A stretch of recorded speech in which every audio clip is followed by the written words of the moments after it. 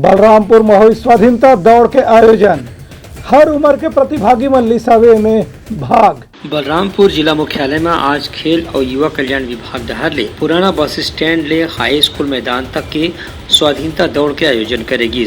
ये दौड़ में जिला कलेक्टर, पुलिस अधीक्षक, जिला पंचायत के सीईओ, स्थानीय जनप्रतिनिधि, अधिकारी, कर्मचारी और आम नागरिक मन पूरा उत्साह के साथ भाग लीन। ये प्रतियोगिता में ज्यादा प्रतिभागी मन के संख्या ला देखत 8 वर्ग के विभाजन करेगी रही से, जब उम्र के अनुसार लोगन मन ला भाग लेके मौका देगी।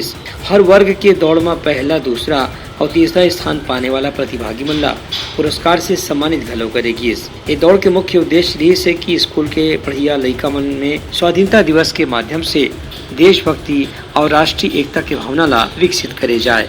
ब्यूरो रिपोर्ट, उतलंगा न्यूज।